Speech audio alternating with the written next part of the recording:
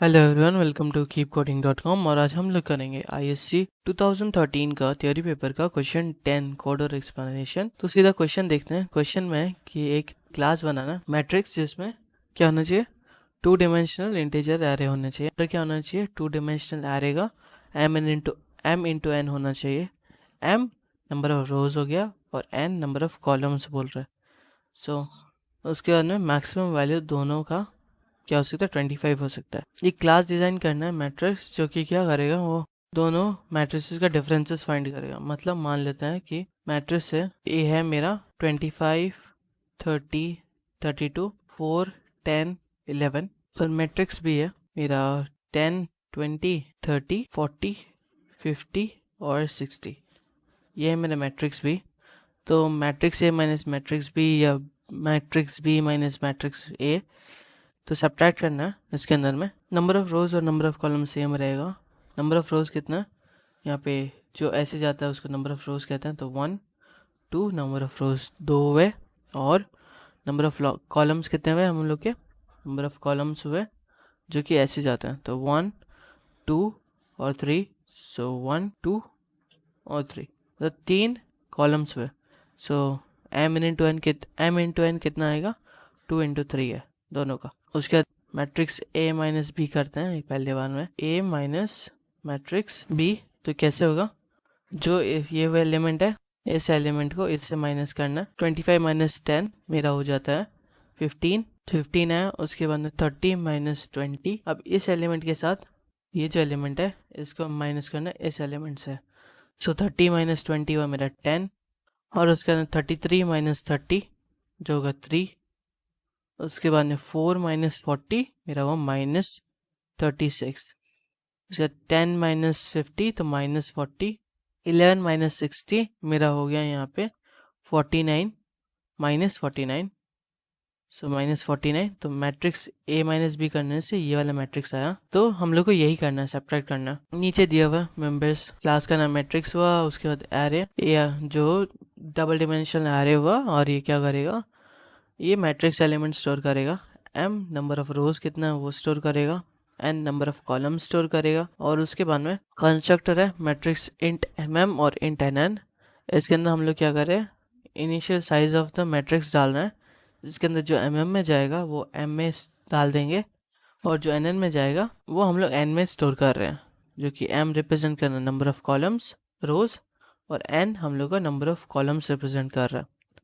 Void fill array, ये हम लोग एंटर करेंगे एलिमेंट्स मैट्रिक्स में डालना है, तो फिल एरे फंक्शन में डालना है। मैट्रिक्स सब मैट्रिक्स है, तो इसके अंदर में एरे सब्ट्रैक्ट होगा, लेकिन इसके अंदर ऑब्जेक्ट भेज रहे हैं। इसके अंदर जो रिटर्न करेगा वो भी ऑब्जेक्ट रिटर्न करेगा, वो कोई एरे रिटर्न नहीं कर रहा। सो उसके अंदर में हम लोग को क्या करना है, जो इस सब मैट जो भी फंक्शन है इसको जो बुलाएगा, हम लोग को क्या करना है, हम लोग को मैट्रिक्स ए मतलब इस यहाँ पे जो ऑब्जेक्ट होगा उसका एरे हम लोग को माइनस करना है जो इस फंक्शन को बुला रहा है। मतलब मान लेते हैं ob1 है, एक ऑब्जेक्ट है जो बुलाएगा सब मैट को बुला रहा है, और इसके अंदर जा रहे हैं ob2।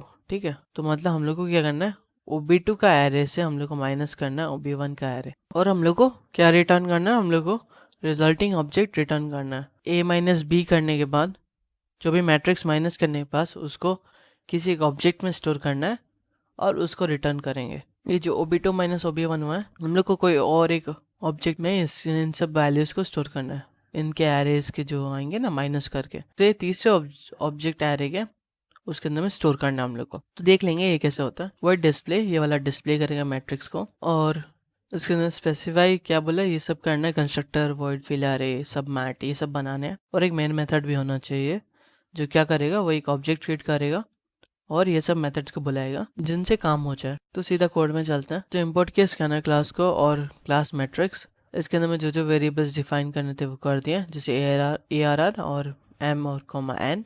मैट्रिक्स ये वाला कंस्ट्रक्टर हुआ जो क्या करेगा, वो mm nn। जो m को दोगे, जो mm को दोगे वो m में जाएगा, जो nn में डालोगे वो n में चला जाएगा। और ARR is equal to new int m n, मतलब इसका साइज हम लोग डिफाइन कर दिए m n जो भी इसमें आएगा। अभी सिर्फ वो दिखा रहे हैं कि हर कोई मेथड क्या कर रहा है, उसके मेन मेथड में किन किन को बुलाएंगे, क्या होगा वो भी देख लेंगे। सो वॉइड फिल एरे, ये वाला फिल करता है एरे को, तो इसका ट्राई रन कर लेते हैं तो समझ में क्या हुआ। तो उसके बाद में यहाँ पे आए, वॉइड फिल एरे में आए और मान लेते हैं कि जो साइज डाले हैं ना एम का वो 2 डालें और एन का 3 डालें। कितना नंबर ऑफ रोज होंगे उसमें, 2 होंगे और नंबर ऑफ कॉलम्स हम लोग के 3 होंगे, तो इतने होने चाहिए। सो एक यहाँ पे फॉर लूप चला, कहाँ से चला, i इक्वल टू 0 से कहाँ तक, जब तक कि i, सो i का वैल्यू 0 है स्टार्टिंग में, और उसके बाद में कहाँ तक चला, जब तक कि i लेस देन m हो। सो जब तक i लेस देन 2 होगा तब तक ये फॉर लूप चलेगा। अंदर में क्या, j is equal to 0, j का स्टार्टिंग वैल्यू 0, 0 से कितना तक चलेगा, जब तक कि j लेस देन n हो। n क्या है मेरा 3, तो जब तक j लेस देन 3 हो तब तक फॉर लूप चलेगा। तो अंदर में आया और क्या किया, ARR IJ ARR आरए के आयत रो के jth कॉलम में हम लोग क्या डालना है, यूजर जो इनपुट देगा वो डालना है, तो वो डालते हैं IJ मतलब 0th i जो 0 है, तो आयत रो के jth कॉलम में, मतलब यहाँ पे i भी 0 है, j भी 0 है, तो मतलब यहाँ पे हम लोग क्या करना है, हम लोग को 0th रो के 0th कॉलम में हम लोग क्या डालना है, जो भी यूज़र एलिमेंट डालना चाह रहा है वो डालना है। तो मतलब आयत रो मतलब 0th रो मतलब ये वाला रो, और 0th कॉलम मतलब ये वाला, यहाँ पे हम लोग क्या डालना है, हम लोग को जो भी यूज़र एलिमेंट डालना चाहता है, मतलब डाल देते हैं 25। तो यूज़र 25 डाला, तो फिर से है अब क्या हुआ, ऊपर में गया और j++ किया, और क्या हुआ, अब j1 हुआ और i 0 है, तो फिर से अंदर में है और क्या किया, आयत रो मतलब 0th रो के j मतलब यहाँ पे फर्स्ट कॉलम में, मतलब यहाँ पे 0th रो और फर्स्ट कॉलम, मतलब यहाँ पे हम लोग को यूज़र जो एलिमेंट डालेगा वो डालना है एरे के। सो 12 डाला, और उसके बाद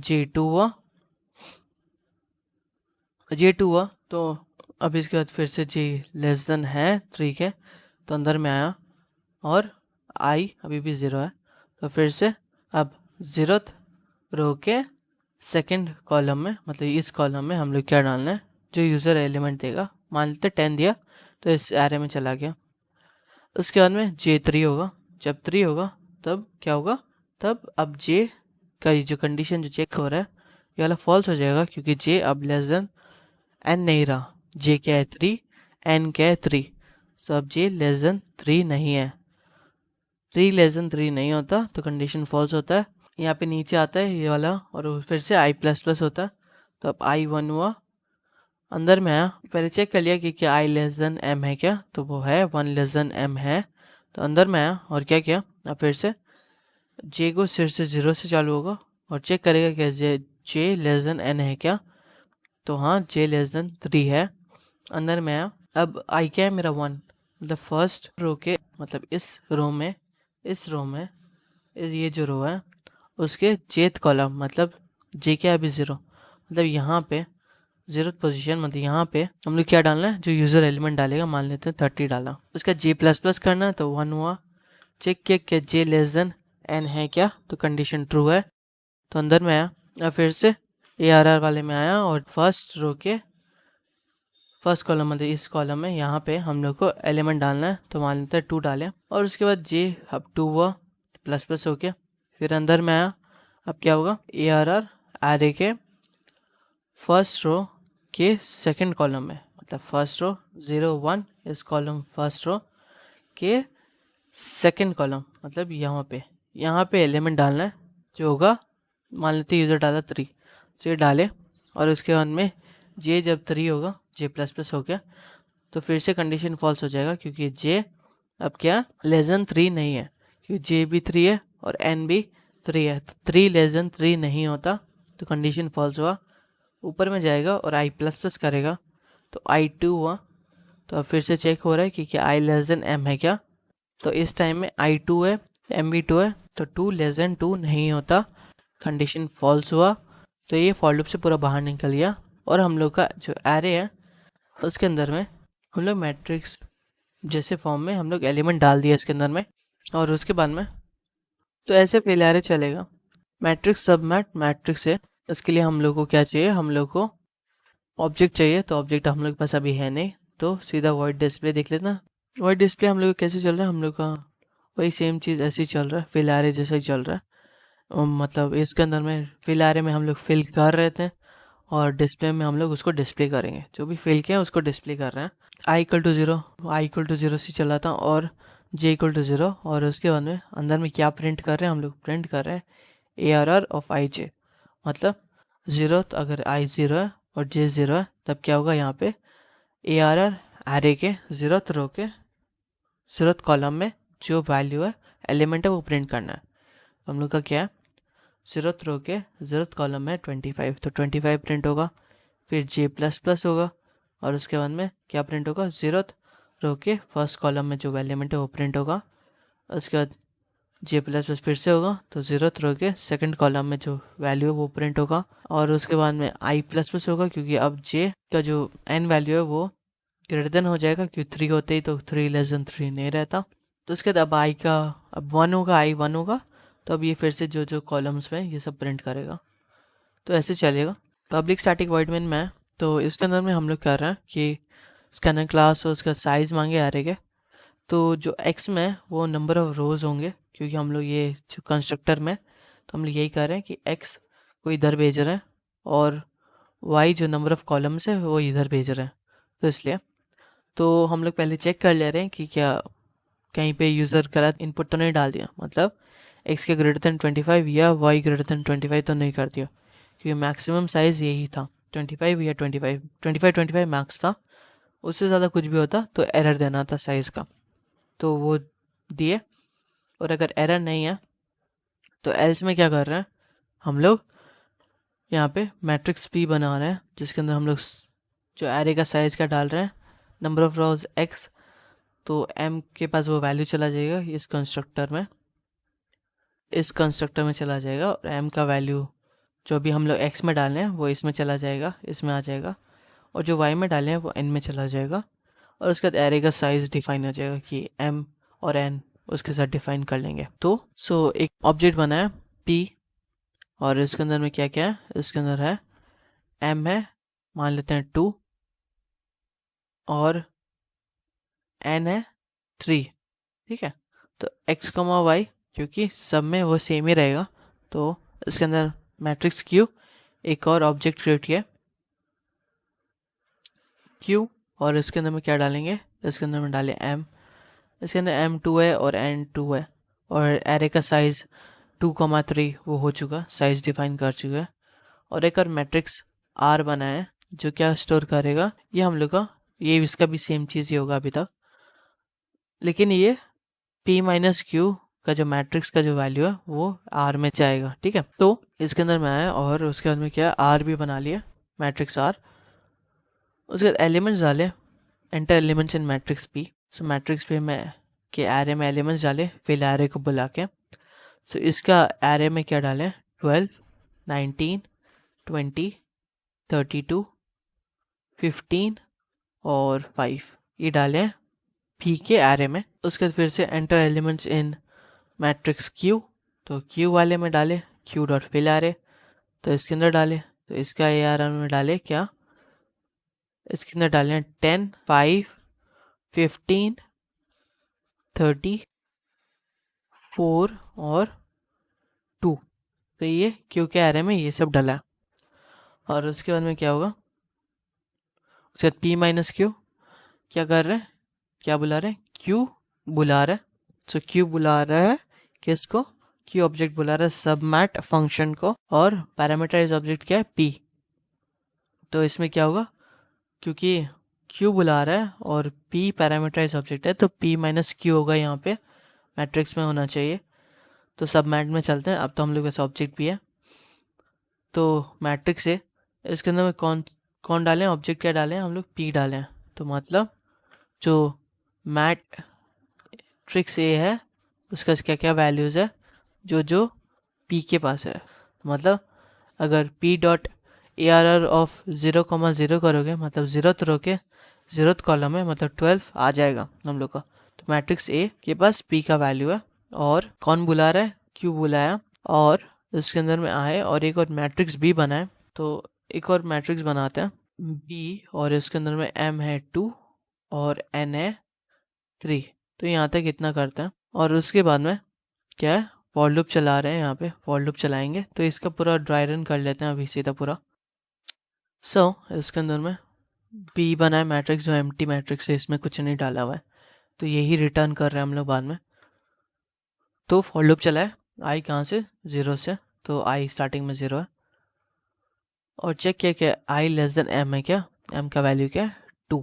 जहाँ जहाँ पे ए डॉट नहीं है या बी डॉट नहीं है, मतलब सिर्फ खाली लिखा हुआ है, जैसे ए आर आर के पास में कुछ लिखा हुआ नहीं, डॉट कोई बोल के कुछ नहीं है, और यहाँ पे एन के पास में कोई डॉट नहीं है या एम के पास कोई डॉट नहीं है, तो ये सब क्या है, ये सब बेसिकली है हम लोग के जो भी इस फंक्शन को बुलाता है ना, उनके हैं। तो मतलब यहाँ पे जब m बुला रहे हो तो q के जो वैल्यूज़ है, m का जो q में जो वैल्यू है वो आएगा जो कि 2 है। और यहाँ पे ए आर आर ऑफ आई जे कर रहे हो, सिर्फ ए आर आर कर रहे हो, कोई भी आगे कुछ डॉट या कुछ नहीं लगाए हो, तो मतलब आप किसको बुला रहे हो, आप q के एरे को बुला रहे हो, तो उसका वैल्यूज़ आएगा। तो यहाँ पे चेक किए, तो फॉर लूप में चेक किए तो क्या आई लेस देन एम है क्या, तो m मतलब q एरे के q ऑब्जेक्ट के m वैल्यू क्या है 2, तो उसको देखे तो i लेस देन 2 है अभी, तो फॉर लूप में आए, फिर से अंदर में आए और for j is equal to 0, j equal to 0, तो ये j लेस देन n है, n हम लोग का 3 है, तो अंदर में आए और क्या किया, b dot A R R मतलब b एरे के b dot A R R ith row और jth कॉलम में क्या करना है हम लोग को, इस पोजीशन पे, मतलब क्या हुआ यहाँ पे बी आर आर के 0th रो के 0th कॉलम में हम लोग को क्या डालना है, हम लोग को डालना है a dot A R R, मतलब a जो कि है, जो किसको रिप्रेजेंट करता है, p को, तो p ऑब्जेक्ट के एरे के कौन से 0th रो के 0th कॉलम में, मतलब ये वाला एलिमेंट 12 किसके साथ माइनस करेगा, माइनस करना है हम लोग को ए आर आर मतलब q, क्योंकि कुछ लिखा हुआ नहीं है आगे, तो q ऑब्जेक्ट के एरे के 0th रो के 0th कॉलम जो कि 10, तो 12 माइनस 10 करोगे तो क्या आएगा 2। सो मतलब b ऑब्जेक्ट के एरे के अंदर हम लोग 0th रो के 0th कॉलम में क्या डालेंगे, 2 डालेंगे। सो इसमें 2 डाले फर्स्ट वाला, उसके बाद j प्लस प्लस हुआ तो j1 हुआ। अब फिर से अंदर में आएगा और b ऑब्जेक्ट के ए आर आर में क्या 0th रो के फर्स्ट कॉलम में, मतलब इसके क्या डालने हैं हम लोग को, a मतलब p ऑब्जेक्ट के ए आर आर एरे के क्या है 0th रो के फर्स्ट कॉलम माइनस q वाला, तो मतलब यहाँ पे क्या है 19 माइनस क्या करेंगे हम लोग 5 करेंगे, तो 19 माइनस 5 14 होता है, तो अब ये वैल्यू हम लोग इसमें डालेंगे b के, तो 14 डाले। और उसके बाद में फिर से j प्लस प्लस हुआ तो j2 हुआ, फिर से सेम चीज़, तो अब b एरे के किस में डालेंगे 0th रो के सेकंड कॉलम में, तो इसमें क्या डालेंगे, जो भी इसको किससे माइनस करेंगे 20 को माइनस करेंगे 15 से, तो वो कितना होता है हम लोग का 5, और वो इधर आ जाएगा। और उसके बाद में जब j3 होगा तो कंडीशन फॉल्स हो जाएगा, क्योंकि अब j लेस देन 3 नहीं रहा, तो ऊपर में जाएगा i प्लस प्लस करेगा i1 होगा, और फिर से j इक्वल टू 0 से चालू होगा।